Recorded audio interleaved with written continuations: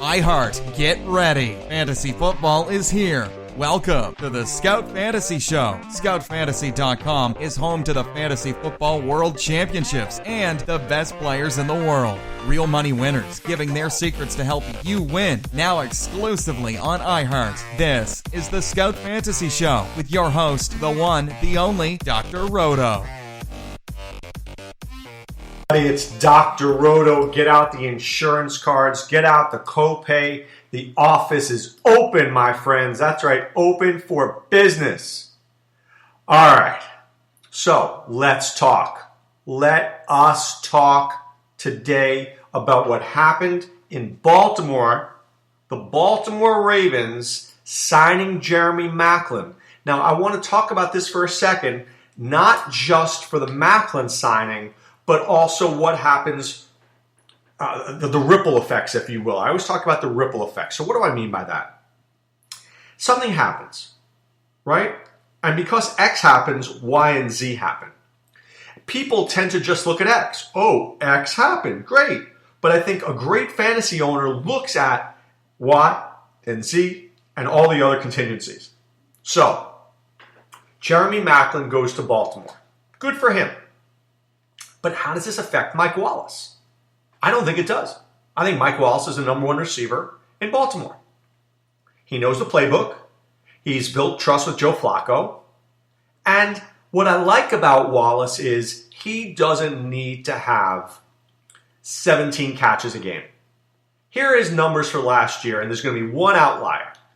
3-4, 3-4, 7-4, 10, 4-4, 5-3, 6-5, 2, 4-4. That's Mike Wallace. Right? He didn't have that many touchdowns at all. He only had 3 touchdowns. But what he did was it 3 or was it 4? I think he had 3 touchdowns. Right? Oh, I apologize. 4 touchdowns. My bad. He had 2 in one game. But he just gets you 5, 3, 5. Is he going to lose anything with Maclin there? Probably not. Let's look at Brashad Perriman. Brashad Perriman has done a great job. His numbers from last year, which I do expect to improve. 1, 2, 2, 3, 2, 3, 1, 3, 3, 0, 1, 2, 3, 0, 3, 4. Right? Maclin. Look what Maclin did last year. 5, 6, 4, 5, 3, 4, 3, 0, 1, 6, 3, 4. What are you noticing? You're noticing that these 3 guys can share the football. Right? You're not noticing that. It's not like Maclin is going to demand 12 targets. He's not a 12 target a game kind of guy. He's another guy that adds depth to the Baltimore Ravens wide receiving core. So if Wallace catches 5 passes, and Perriman catches 5, and Maclin catches 5, there's your 15. You got 5 out of the backfield. Joe Flacco's got his 20 completions for the game.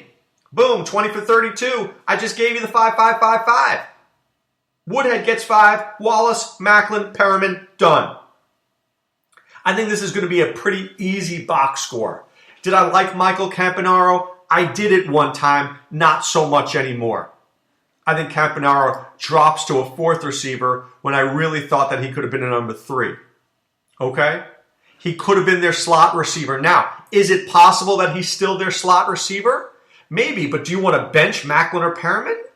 Yeah, I don't know. See, I think the Ravens' offense is going to need to change a little bit. You no longer have Dennis Pitta. Ben Watson, good player, but he's 36 years old and he's coming off an Achilles injury. Crockett Gilmore, look, got shoulder issues. I like him. Big target, big strong dude, but does he need the football? Max Williams, who we expected to see something, but this guy's been injury prone since the beginning of his career.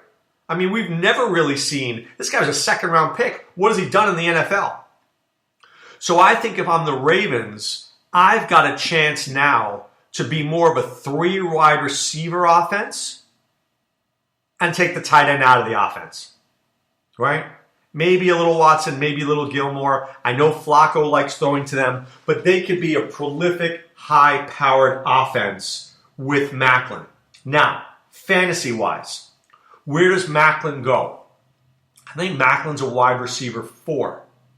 So I think you're looking at about a guy who's probably a 9th or 10th round pick. That's where I see him. Not much better than that. Where do I see Mike Wallace? Maybe as a wide receiver 3, but I think I could go 4 with him too, right?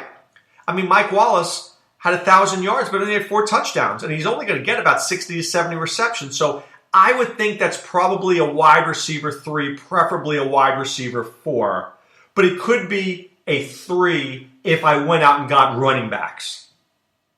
And then Brashad Perriman, who I thought was going to spike. See, I saw Perriman as like an 11th round guy now, 10th, 11th round guy who's going to go up to 6th or 7th round. I think he stays exactly where he does, which could, remember, not will, could be a guy right now who helps you because you can get him in the double-digit rounds, maybe around 11, maybe around 12, maybe around 13. And with one injury, this guy could be a star again. And he's on his way to being a very, very good young player. So I think Perriman has very good value because I think his value stays exactly where it is and it doesn't go up. So that's good for fantasy owners. What about the running game there? Woodhead will do his thing. He'll get catches out of the backfield. West will run the ball until Dixon comes back. But I kind of like Joe Flacco a little bit. I always like Joe Flacco a little bit. And I think he's a very underrated quarterback. 258-1, 302-2, 14-0 is a problem. 298-1, 307, 293. He's a good backup quarterback, right? He's a good backup quarterback. This is a guy who should be able to get 4,000 yards and 20 to 25 touchdowns. So I think it could help him. I think Joe Flacco is very underrated. He gets a couple of rushing touchdowns here or there. He's not the greatest quarterback ever, but I don't think Flacco ever hurts you. So I kind of like to see his upside. All right. I also want to talk about Eric Decker leaving the Jets. I've discussed on this podcast before, Decker's leaving the Jets is just absolutely heartbreaking for any New York Jet fan. You don't want to see that happen. So where are potential landing places for Decker? Could he go to the Arizona Cardinals? Sure, I don't see it, but he could go there. Could he go to the Bills? Absolutely. Absolutely. Wouldn't you like to see him there with Sammy Watkins and Eric Decker? That would really help. How about Carolina? I'm not a Devin Funchess kind of guy. Would look great there. Dallas? Maybe get rid of Terrence Williams, but I don't see that as a great fit. Could he go back to Denver? They could use a number 3 receiver, but if you're Decker, you want to be a number 3? I don't think so. Maybe Detroit, maybe Marvin Jones becomes a 3, and Tate and Decker are there. I might like that a lot. Right? How about Indianapolis? Do you get Decker there to go with T.Y. Hilton and move Moncrief to a 3? I don't know, just saying. How funny would it be if Eric Decker ended up as a Kansas City Chief and the Chiefs signed him for like $8 million after getting rid of Maclin for $14, so they get the better receiver and they save $6 million bucks? Who else might want him? Minnesota? He's from the Minnesota area. Adam Thielen could be my 3rd receiver. Diggs and Decker? I'd be digging that. New England's always in play, but probably not. Certainly not the Giants. The Jets could use him. Oh, that's right. The Jets got rid of him. Huh. How about the Raiders as a 3rd receiver? Yeah, I don't see it. The Eagles, I don't see it. The Steelers, I don't see it. How about the 49ers instead of Jeremy Curley? Bye-bye. Garcon and Decker. That fits. That kind of fits to me. I don't like it, but that fits.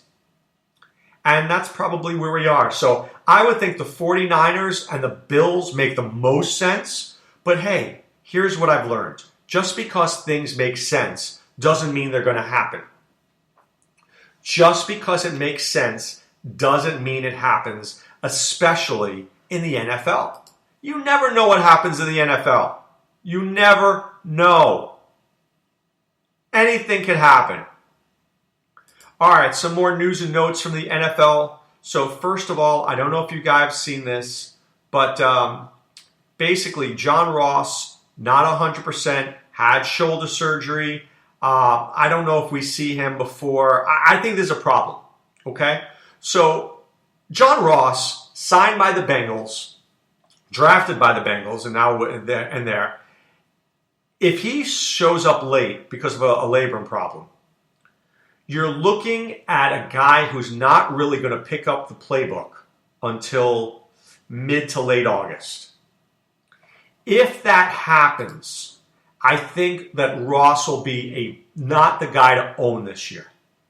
First of all, Ross is a very fast guy. I get that. But he's only going to know one route. Go deep. All those other routes that he needs to know, not going to be there. So you're going to have A.J. Green, Brandon LaFell, Tyler Boyd. Don't forget about Tyler Boyd. I think John Ross falls to the number 4 receiver this year, and he needs an injury to get him on the field. So people in dynasty leagues, I still like John Ross, but I think this year is not going to be his year. Because I think when you miss that time, because there's a late graduation in Washington, so he got there late, missed a bunch of camp already. Now he's injured, not learning the playbook, not connecting with Andy Dalton. This is a guy who's going to need a few weeks to figure this out. Okay, 1. Giovanni Bernard. This is another guy whose knee and his ACL, the whole ACL, not 100%. Not 100%. Joe Mixon will have every opportunity to be a star in that offense. They don't like Jeremy Hill, and I can't say that I blame them. I think Hill's somebody who I would probably keep for this year, obviously, because Bernard is not 100%, but I certainly could move Hill next year, maybe for a second or third round pick, and I could go Mixon and Bernard with no problem. But I think Bernard and Ross are very, very questionable with injuries. How about Tyler Eifert dealing with a back injury? This is a guy who had surgery on his back. So do I like the Bengals? I do. Dalton and Mixon and Hill and Green and LaFell and Eifert. There's a lot of names there, but Eifert's not 100%. Ross is not 100%. Bernard's not 100%. It may take right until the start of the season to get these guys back there. And just because they come back on September 3rd doesn't mean that they're gelling, right? It doesn't mean that they're gelling, because if they're not working together, this offense could take 3 or 4 or 5 weeks to figure itself out. I think that absolutely could happen. So a lot of people will be looking at the Bengals, and I think they might be seeing things that aren't there yet. We'll have to keep a watch on that, because Eifert, Gio, and Ross are 3 guys on fantasy owners, draft boards, right? These are guys that they like. We like these guys. We want them to succeed. Here's another piece of information here. Deuce Staley says that he thinks that LeGarrette Blount can be in the passing game. What? The guy's got less than 50 receptions in his career, and you're saying he can catch the ball? Please. The only reason you say that is because you don't want teams to stack their defense when Blunt's in the game. But I want to say something here. I love LeGarrette Blount going to the Eagles. I don't like it. I love it. And I'll tell you why.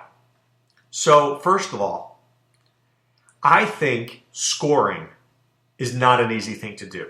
Scoring touchdowns. So here's what this guy did last year. 1-1-2, 0-1-1-2-1, 3-0-0-1-1-1-2-1. You've got to find the end zone. Find the end zone. Right? Field goals don't win in the NFL. Touchdowns do. Find the end zone. And that's what LeGarrette Blount does. He finds the end zone. So when the Eagles struggled last year to punch it in, right? Ask yourself this question. How many touchdowns did Ryan Matthews have rushing? He had 8. That's not bad. But there were some games he couldn't get it done. How about Wendell Smallwood? He's a small guy. Not too many. How many for Darren Sproles? A couple. Whereas Blount gives you an opportunity in the red zone to run the ball. So now you have Wentz, who has a little speed. You have Blunt who can smash it. You've got Jeffrey who's a big target. And you've got Zach Ertz and Brent Selleck and Trey Burton who can sneak around in the end zone there. You have more plays inside the 10-yard line with LeGarrette Blunt than you ever had before without him. Before, you were a predictable offense, and now you're actually slightly less predictable even with Blunt there.